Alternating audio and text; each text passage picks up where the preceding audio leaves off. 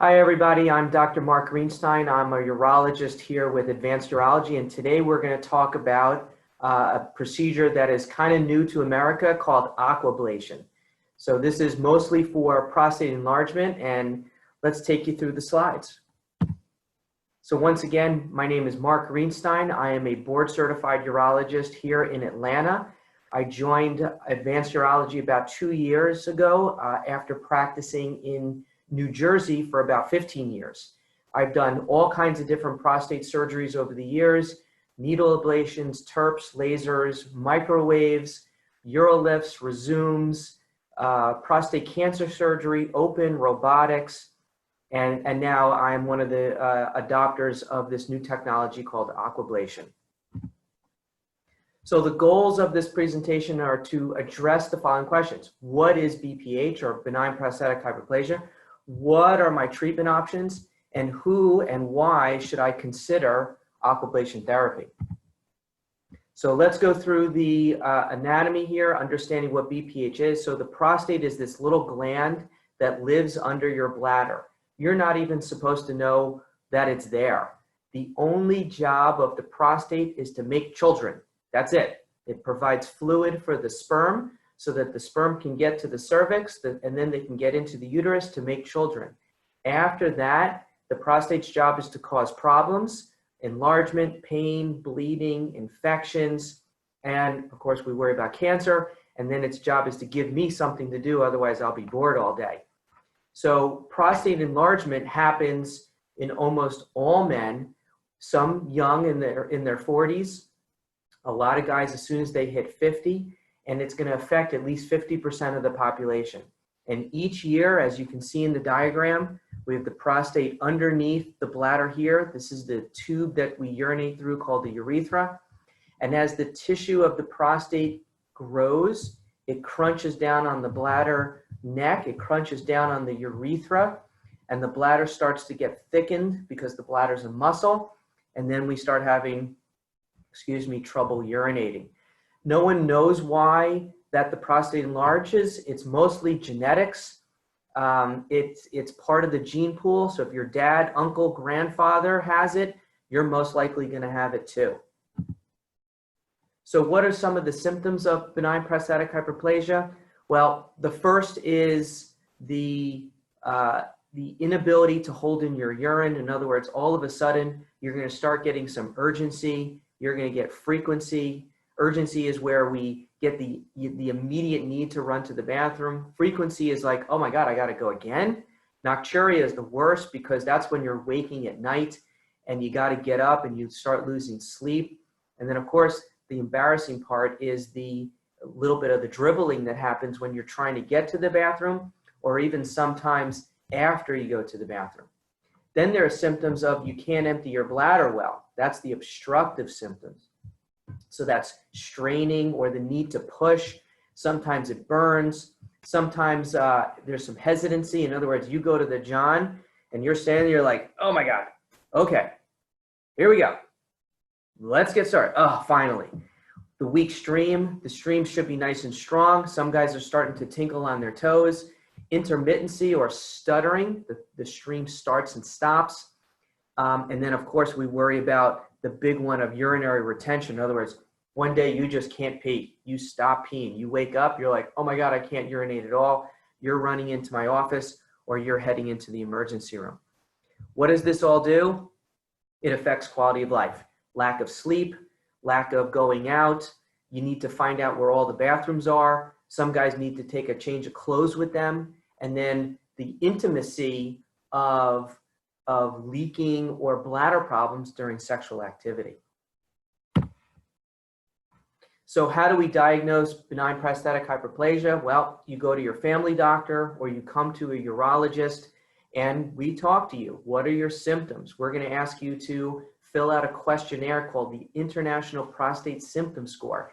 It is a validated study or questionnaire that helps us go through all of those symptoms that we just discussed. Of course, we're going to examine you. This is the digital exam. This is where we have to put our finger in a place that the finger doesn't belong, and that's where we're going to feel your prostate. A lot of times we will also check a urine sample. We'll have you pee in a cup. We do a dipstick to see what's in the urine.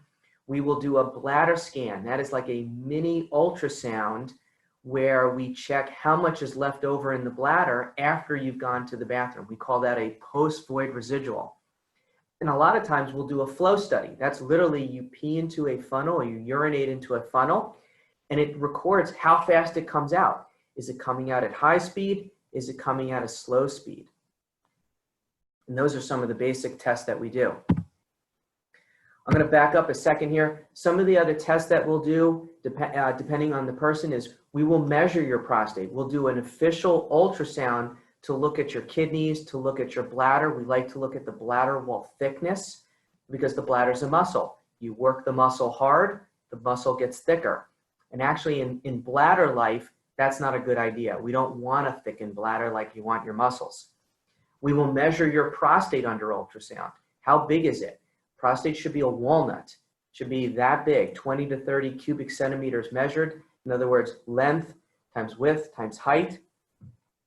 Whereas some guys come in and they got these monsters. I saw a guy today, 200-gram prostate. Saw a guy earlier today, 110-gram prostate. Yesterday, 90-gram prostate, 60-gram prostate. It comes in all shapes and sizes.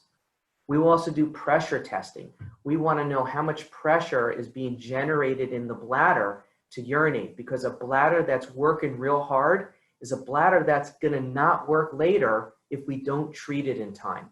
And the last thing we want is a patient to come in and their bladder has given up. That's always hard to handle.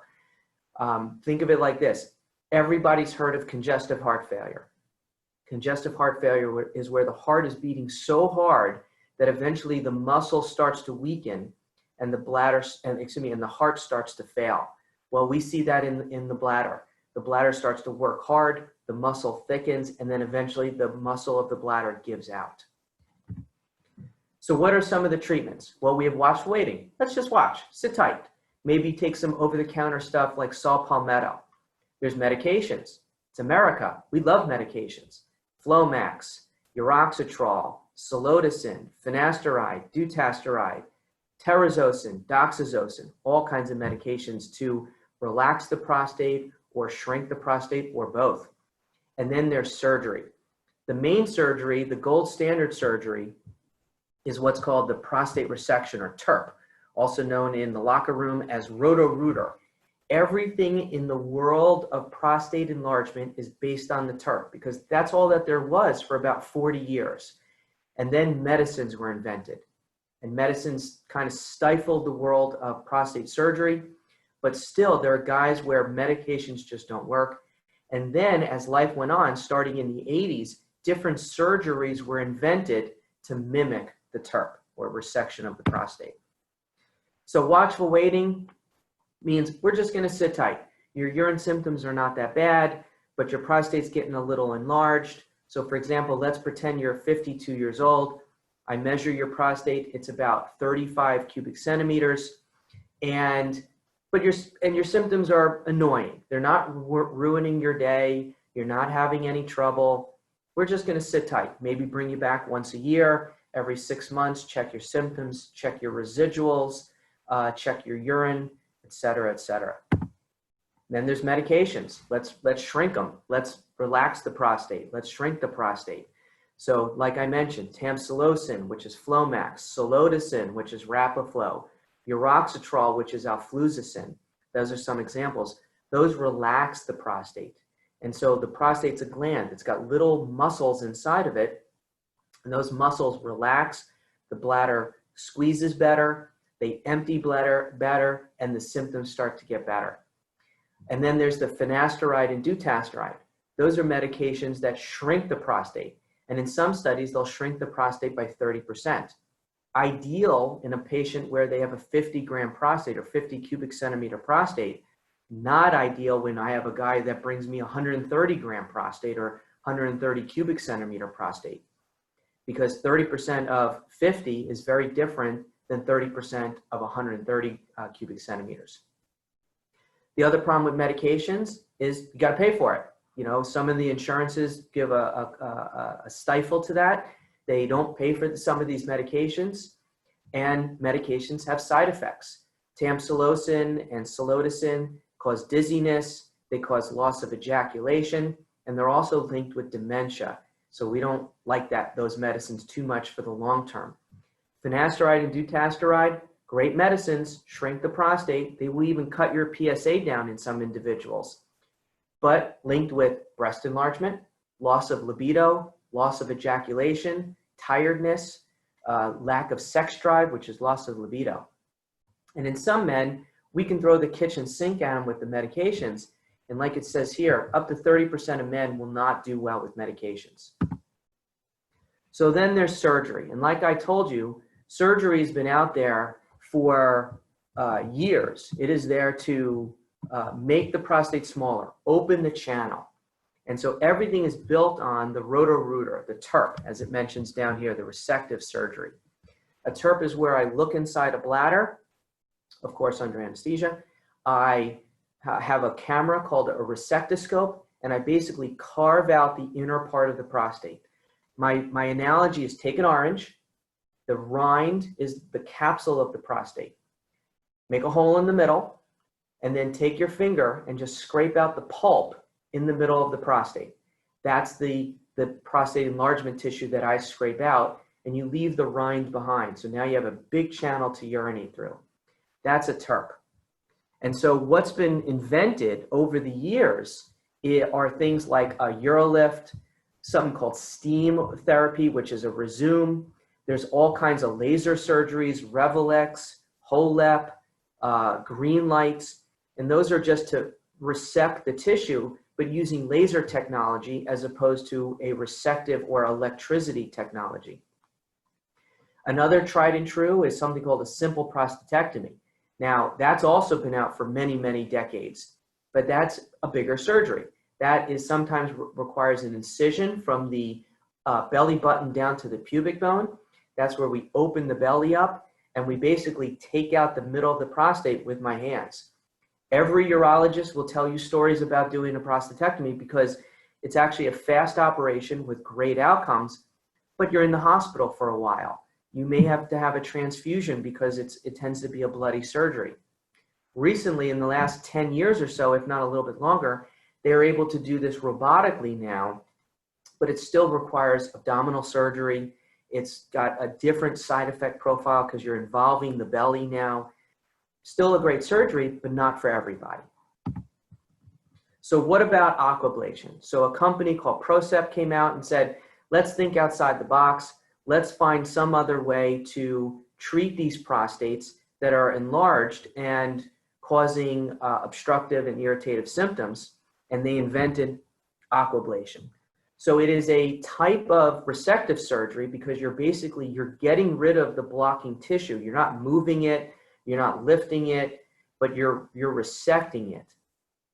It uses water jet therapy. So in other words, everyone knows what it's like to, well, not everyone, but a lot of people know what it's like to power wash a deck. You go to Home Depot or Lowe's, you rent a power washer, you hook it up to electricity, you hook it up to your water source, and you just power wash your deck, your patio, your driveway, and it gets rid of all of that nasty stuff that's sitting on your driveway or your patio. And so what aquablation does is it uses ultrasound guided robotic technology that is basically like a GPS. I tell it exactly where to go, and it uses this water jet therapy to vaporize that tissue and literally scatter it into basically like a dust. So I'm going to show you a little video here that talks about how aquablation is performed. And so just so you can understand the beginning of the video, it's ultrasound guided. So this is the ultrasound in the rectum. This is the prostate right here. This is the bladder over here. This is the specialized aquablation cystoscope or camera that has a lens and has the water jet therapy. And let's see if we can find a way to make this turn on.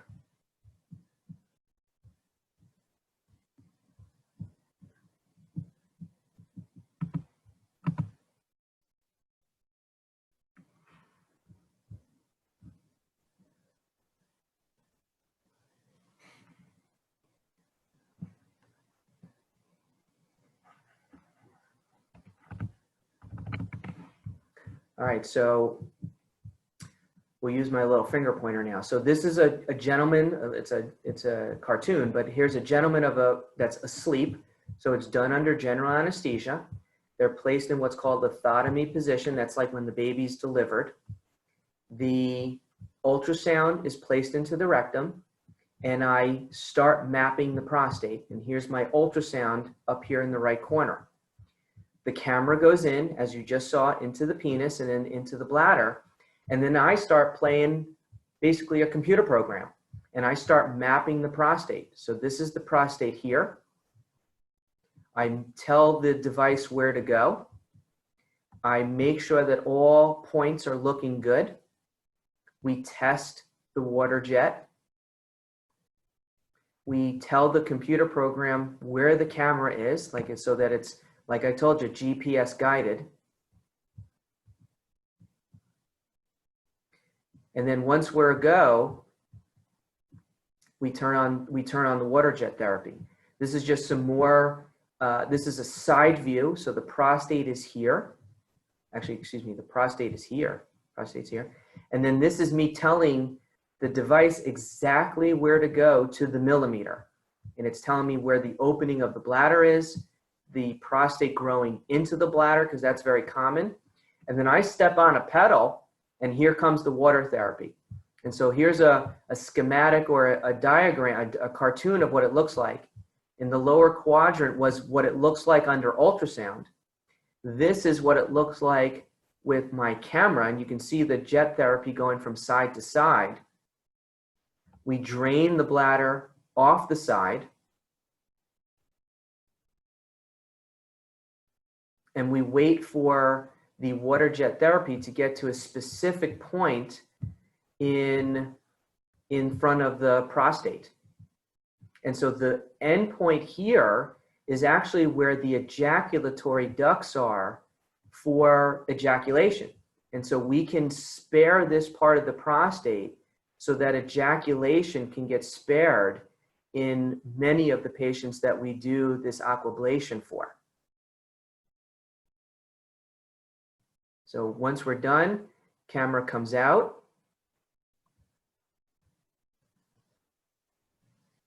Ultrasound comes out. And then what I do at the end, or what we do at the very end of aquablation, is then we put a resectoscope in, and we actually get some of the, what we'll call it, vaporized tissue out of the way. So I have to actually go in and kind of scrape some of that tissue out of the way. We want to do some pinpoint cauterization, because everybody in every prostate surgery, no matter where they are, who they are, what doctor they have, they're going to have some bleeding. It's just part of the the procedures. And so afterwards, when we're done, we put a camera in, we get some of the fluffy or vaporized tissue out, we cauterize the area, and then we put a specialized catheter into the bladder called a three-way catheter. This is where we start irrigating the bladder. And so they're going to wake up from anesthesia.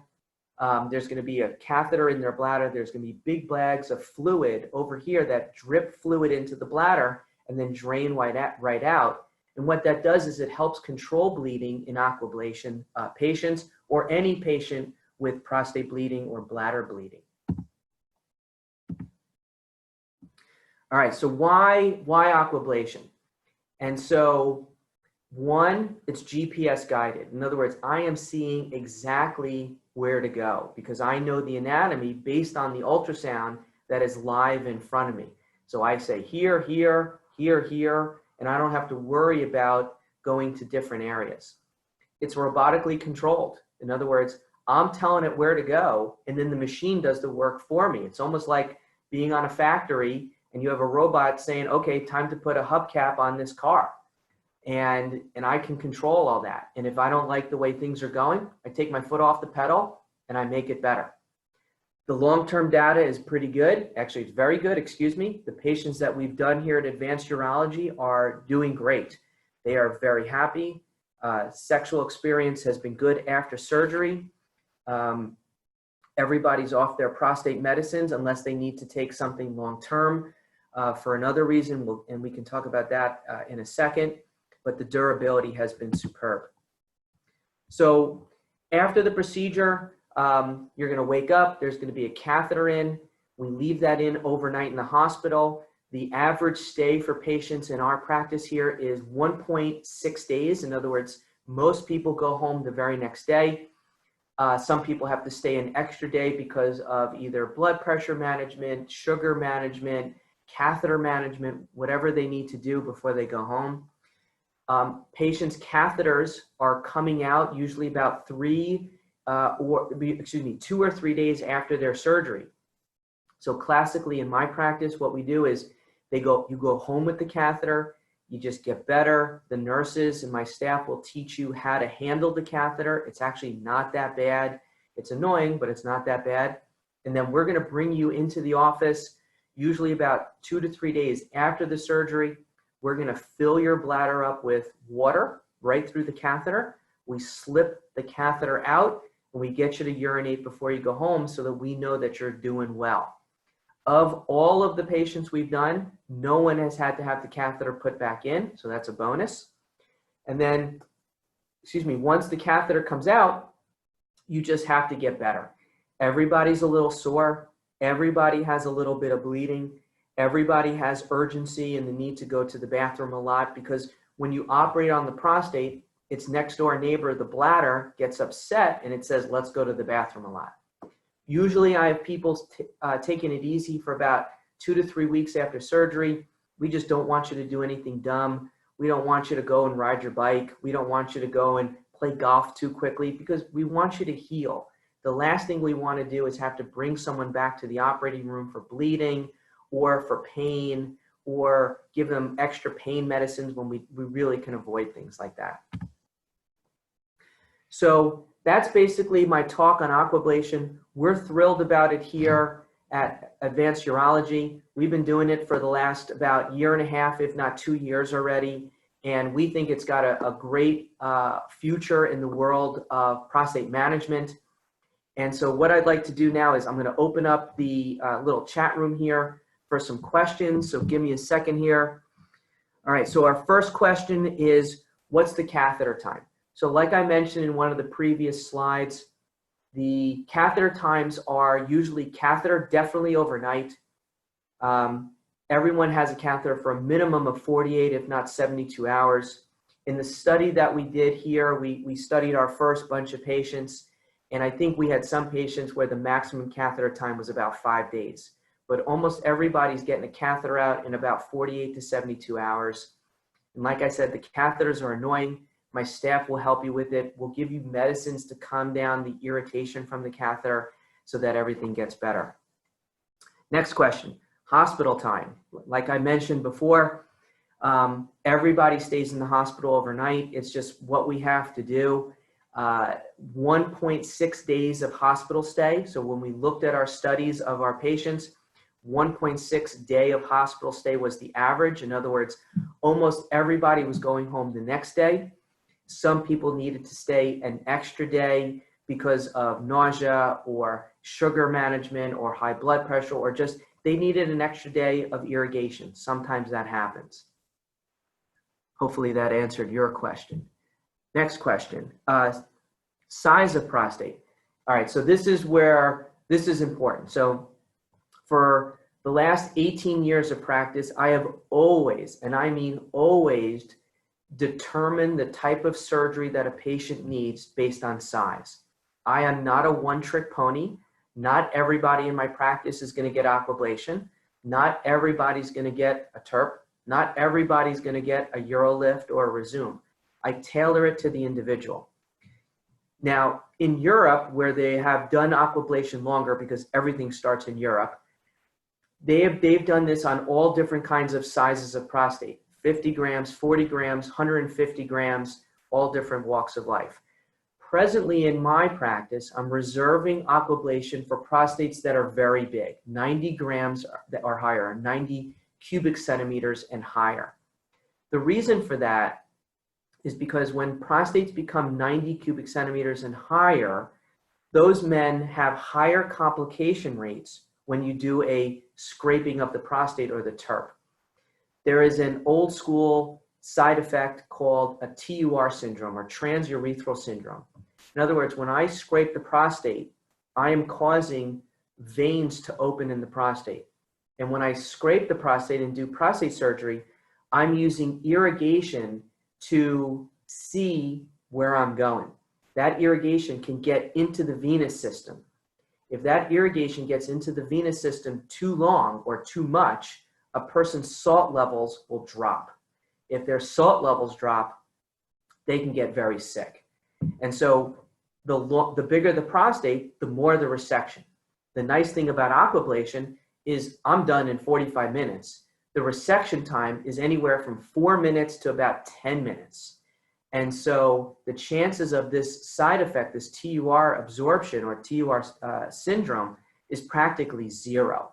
And so that's why when we have a prostate that's really big, I think this is a great approach, because the alternative is open surgery, like an open simple prostatectomy, or a robotic simple prostatectomy. Still great surgeries, but now you've introduced more side effects into the type of surgery, because you have to open the patient up or put laparoscopic cameras in. The other thing that I've done for people is multiple TURPs. In other words, let's say I have a 85-year-old guy that brings me a very big prostate and he can't urinate. Well, I'm going to scrape him out, let him heal up, scrape him out again, let him heal up, scrape him out again, because there's only so much I can do in about an hour's worth of surgery, because it's that hour mark where the risk of the absorption of saline, the absorption of the fluid that we use, causes that TUR syndrome. Now, I could do multiple things. I can do other things, like I could resume a person and do steam therapy, but it's just not going to be as definitive as something like aquablation. And that's why I think aquablation has its role for prostates that are super large. And I hope that answered your question. All right, next question. What if someone has had previous prostate surgery? All right, so great question. So unfortunately, the prostate likes to grow back.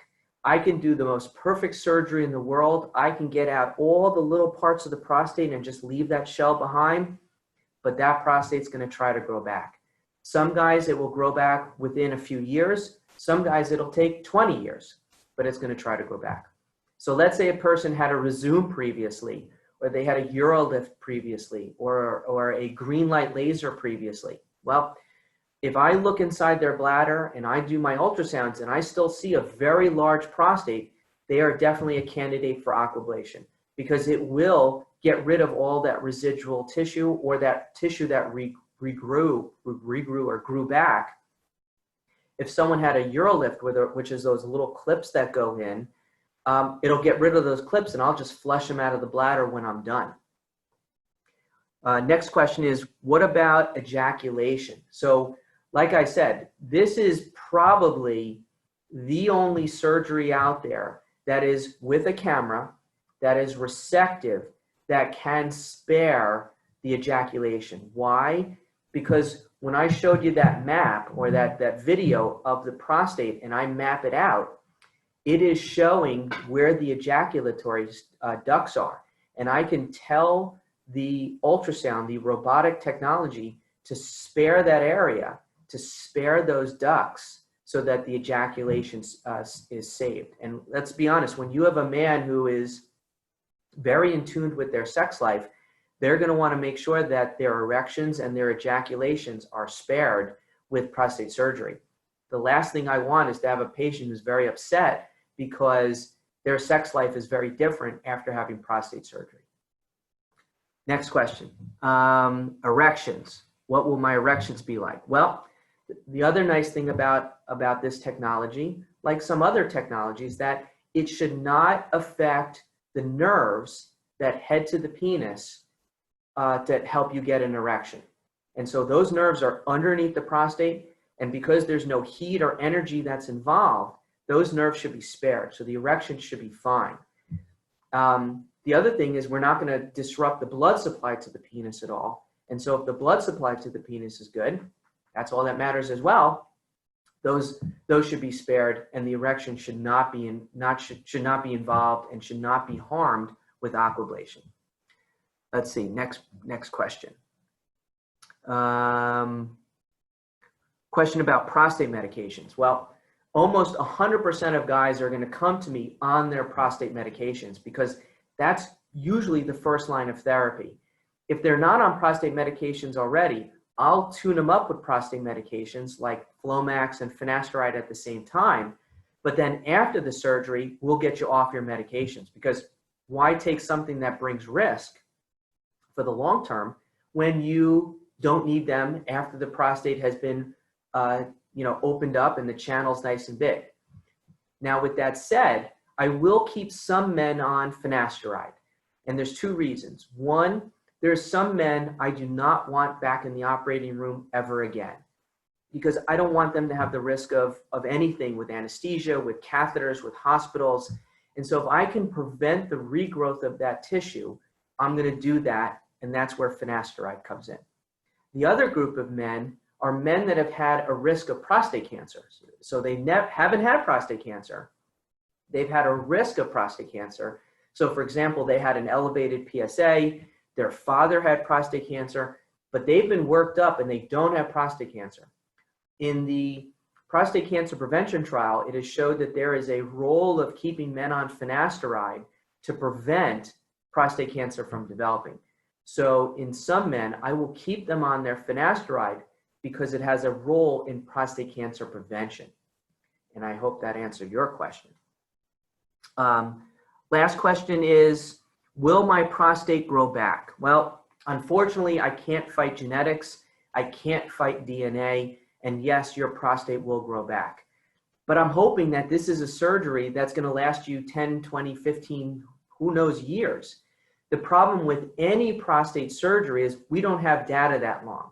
We have anecdotal data. In other words, I can interview a urologist that started practicing in 1980 and ask him what prostates or what patients that they operated on in the 80s have required secondary prostate surgery. And they're going to tell you there's a lot, because after TURPing or after aquablation, after aquablation, after Rezooms, after laser therapy, that prostate's going to try to grow back. But we do our best to try to keep it at bay, prevent it from growing back as fast as possible with keeping an eye on you. We bring you into our office, we check your residuals, we check your flow. Some guys need to jump onto prostate medicines again, but hopefully it will be a long time with the surgery that you receive. And I think that is it for questions. So I'd like to thank the ProSet people for Aquablation for helping me put together this little talk. I'm personally fascinated with the technology. I think it has a wonderful future for treating men, specifically men with very large prostates. And then we'll see, maybe we can start diving in and helping guys with some of the not so large prostates or medium-sized prostates, but also want to have a spare of ejaculation and a spare of their sex life. So I want to thank everybody once again. My name is Marc Greenstein. I am a urologist here with Advanced Urology. I put my number up on the slide here. So if there's any questions, please don't be afraid to reach out to us. And I hope you have a good night. Thank you.